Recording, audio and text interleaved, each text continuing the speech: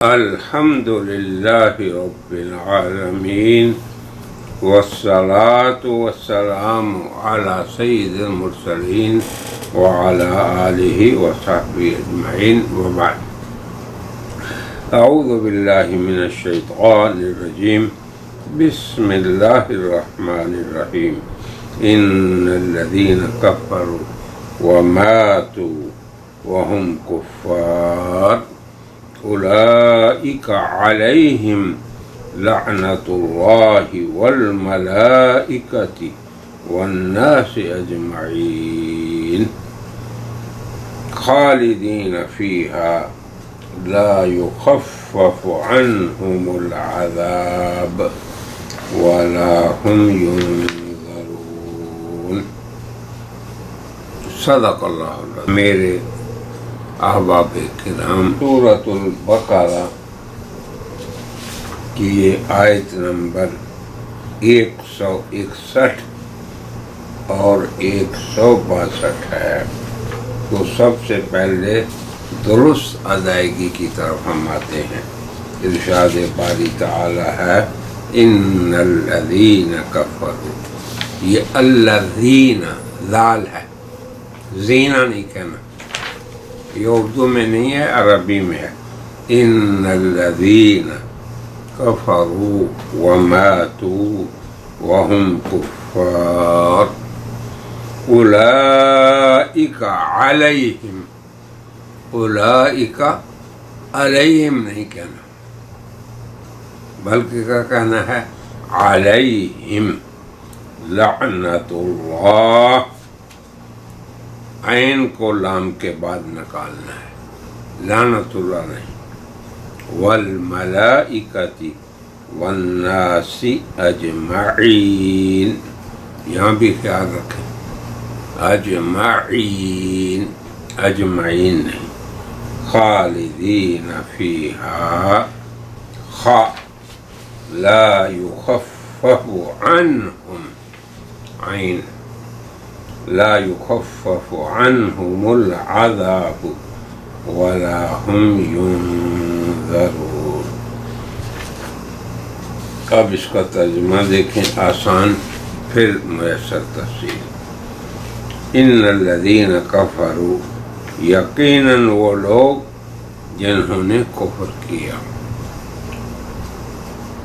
یعنی جو لوگ اللہ کی توحید اور جناب رسول اللہ کی رسالت کی گواہی نہیں دیتے، جو لوگ اللہ اور آخرت پر ایمان نہیں رکھتے. وماتوا، پھر وہ مر گئے، وہم کفار، اس حال میں کہ وہ کافر ہی تھے، کفر پر ہی رہے. اولئک علیہم، انہیں پر ہے کیا؟ اللہ کی لعنت، اللہ کے فرشتوں کی لعنت اور تمام لوگوں کی لعنت. خالدین فیہا، وہ اسی میں ہمیشہ رہیں گے. لا یخفف عنہم العذاب، ہلکا نہیں کیا جائے گا ان سے عذاب، یعنی ان سے عذاب میں تخفیف، یہ اردو میں بھی استعمال ہوتا ہے، وہی ہے یہ یخفف. نہ تخفیف ہوگی ولا ہم ینظرون، اور نہ ہی انہیں مہلت ملے گی، اور وہ مہلت نہیں دیے جائیں گے. اب دیکھیں، اس سے پہلے اللہ تعالیٰ نے یہود پہ ایک وعید کو بیان کیا، اور وجہ کیا تھی؟ کہ یکتمون ما انزل اللہ، کہ وہ حق کو اور اللہ کی طرف سے نازل شدہ جو خوشخبریاں تھیں، جو دنیا میں رہنے کے طریقے تھے، جو حلال اور حرام کی باتیں تھیں، ما انزل اللہ میں ساری چیزیں آ جاتی ہیں، ان کو چھپاتے. سب سے بڑی کتمان تو یہ تھا کہ ان کی کتابوں میں خاتم النبیین صلی اللہ علیہ وسلم کی علامات تھیں، بشارتیں تھیں، اور اس قدر واضح تھی کہ وہ آپ کو اسی طرح جانتے جیسے اپنے بیٹوں کو پہچانتے ہیں۔ اب یہ دیکھیں، اسے چھپایا، تو اس چھپانے کی حق کو سزا یہ ہے کہ اللہ نے فرمایا کہ ان پر اللہ کی، فرشتوں کی اور تمام لوگوں کی طرف سے لعنت ہے۔ اب ایسے لوگوں پہ جو حق کو چھپاتے ہیں، بیان نہیں کرتے ہیں، سزا کیا ہے اس دنیا میں بھی اور آخرت میں بھی؟ کہ وہ اللہ کی لعنت کے مستحق ہیں، اور ہر لعنت کرنے والے اور فرشتوں کی لعنت کے مستحق ہیں، اور ہر لعنت کرنے والے کی لعنت کے مستحق ہیں۔ اللہ اکبر۔ ملائکہ اور انبیاء اور صلحاء، ان کی ارواح بھی ان پہ لعنت کرتی ہیں۔ کیوں؟ کہ ان کی کوشش یہ تھی کہ اللہ کے احکام کو بیان کیا جائے، اور اللہ کے احکام کو خوب انسانوں میں نشر و اشاعت اس کی ہو، اور ان لوگوں کی چھپانے والوں کی خواہش یہ تھی۔ اب دیکھیں، دو فریق بن گئے، ایک انبیاء، اولیاء، صلحاء اور ایمان والوں کا، جن کی خواہش یہ ہے کہ اللہ کی باتیں اللہ کے بندوں میں خوب پھیل جائیں۔ آج بھی یہ جنگ داری ہے اہل الحاد اور اہل ایمان کے درمیان۔ آج بھی اہل الحاد اپنے مشن پہ کھڑے ہیں، جدید میڈیا پر آتے ہیں، اسلام کی تعلیمات پہ طعن کرتے ہیں، رخنہ اندازی کرتے ہیں، اور اسلام والوں کو پرانا، جاہل اور غیر ترقی یافتہ سمجھتے ہیں۔ آپ کے سامنے ہیں یہ چیزیں۔ قرآن کریم دراصل ہماری ہی زندگی کے لیے ایک آئینہ ہے، نقشہ کھینچتا ہے، اور ہمیں خوب واضح کر دیتا ہے ہمارے کردار کو، سیرت کو۔ تو جو لوگ حق کو چھپانے والے ہیں، ان کے بارے میں فرمایا کہ وہ اللہ اور اللہ کے فرشتوں اور ہر لعنت کرنے والے کی لعنت کے مستحق ہیں۔ ہاں، اگر وہ توبہ کر لیں اور باز آ جائیں اس کردار سے اور اس الحاد سے اور حق کی مخالفت سے اور حق کو چھپانے سے، تو پھر الا الذین تابوا، پھر وہ اللہ کو توبہ قبول کرنے والا نہیں بلکہ خوب توبہ قبول کرنے والا، التواب، جو خوب توبہ قبول کرتا ہے، اور اس کو اس وقت وہ بندہ بڑا ہی عزیز ہوتا ہے جو اپنی غلطی پر اعتراف کرتے ہوئے اللہ کی طرف لوٹتا ہے۔ حضور نے ایک مثال بھی دی کہ ایک شخص ہو، جنگل میں ہو، اور اس کا ساز و سامان، کھانا پینا، اس کا ایک اونٹ پر تھا، اور وہ اونٹ جو ہے وہ اس سے ضائع ہو گیا، اور وہ اونٹ خود بخود بے راہ ہو کے اس نے اپنے مالک کو چھوڑ دیا۔ اب بیابان اور اس ماحول میں اس کو صرف اپنی موت ہی نظر آئی، اس کی آنکھ لگ گئی، تو اچانک اس نے دیکھا کہ اس کا اونٹ اپنے سامنے ہے۔ وہ اتنا خوش ہوا کہ فرط انبساط میں اس نے یہ کہہ دیا کہ تو میرا بندہ اور میں تیرا رب، بجائے اس کے کہ یہ کہتا کہ میں تیرا بندہ اور تو میرا رب۔ تو جیسے آدمی خوشی کی زیادتی کی حالت میں کوئی چیز زبان سے اس سے نکل جاتی ہے سبقت لسانی سے، تو اس سے یہ نکل گیا، اتنا خوش ہوا اس کو دیکھ کر۔ وہ اپنی زندگی کو، اس نے اپنی حیات کو دیکھ لیا، کیونکہ اس کی زندگی کا سارا اسباب اسی پر تھا۔ تو آپ نے فرمایا کہ اللہ تعالیٰ اس سے بھی زیادہ خوش ہوتا ہے اپنے بندے پہ جو اپنی بری حرکتیں، بری فکریں، الحادی کوششیں اور دین کو دبانے کی کوششیں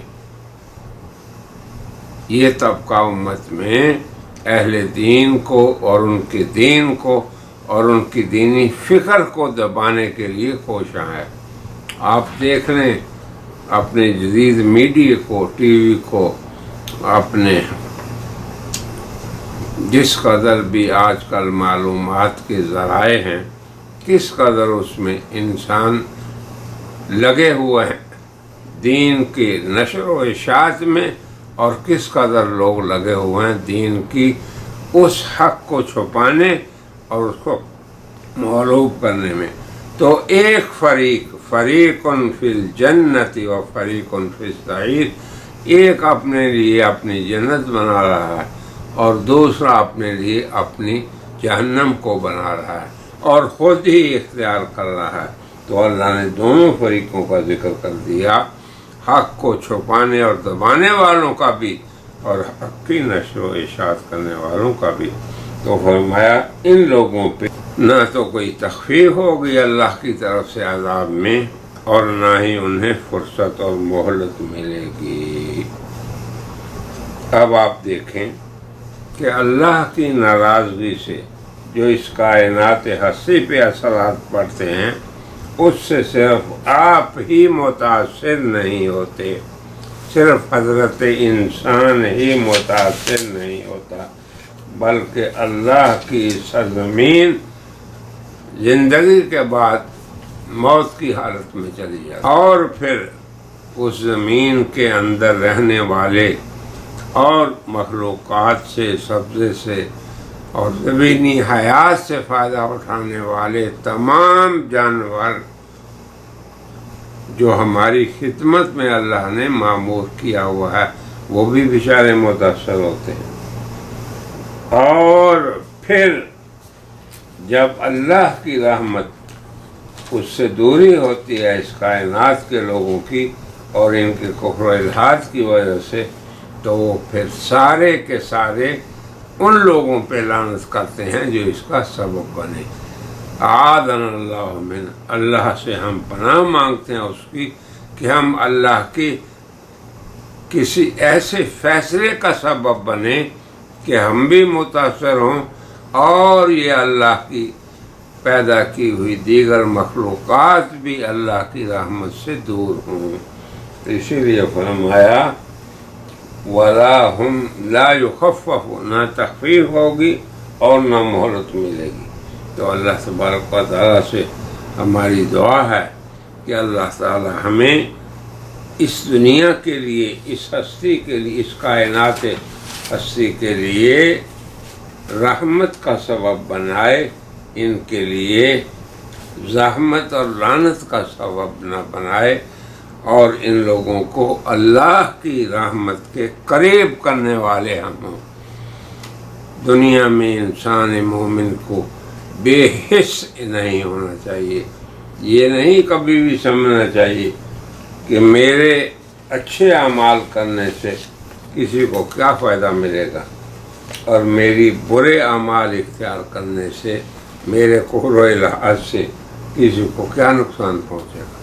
یاد رکھیں احباب کرام، ہمیں اللہ نے اولاد آدم کو اس دنیا میں ایک اجتماعی زندگی عطا کی ہے۔ یاد رکھیں آپ بھی، ہم دنیا میں اکیلے فرد نہیں، نہ ہی ہماری مسئولیت ہماری اپنی ذات کی ہے، نہیں، ہرگز نہیں۔ ہماری وجہ سے اگر ہم میں خیر ہے تو وہ خیر پھیلے گی، اور اگر ہم مصدر شر ہیں تو اس شر کا بھی اللہ کی مخلوق کو نقصان پہنچائے گا۔ تو کم از کم دوسروں کی خاطر ہی انسان اپنے آپ کو سمجھا سکتا ہے اور اللہ کی طرف عود کر سکتا ہے، رجوع کر سکتا ہے، پھر اللہ کو وہ پائے گا تواب الرحیم، خوب توبہ قبول کرنے والا اور خوب مہربانی کرنے والا۔ اللہ سے ہماری دعا ہے کہ ہمیں اللہ اپنا قرب نصیب فرمائے، حق کو چھپانے والا نہیں بیان کرنے والا بنائے، اور باطل کو مٹانے والا بنائے۔ جاء الحق وزهق الباطل ان الباطل کان زہوقا، جب حق آئے گا تو انشاءاللہ باطل خود بہت سرنگوں ہو جائے گا۔ وفقنا اللہ وإیاکم لما تحبہ وترضیٰ، وآخر دعوانا ان الحمد للہ رب العالمین۔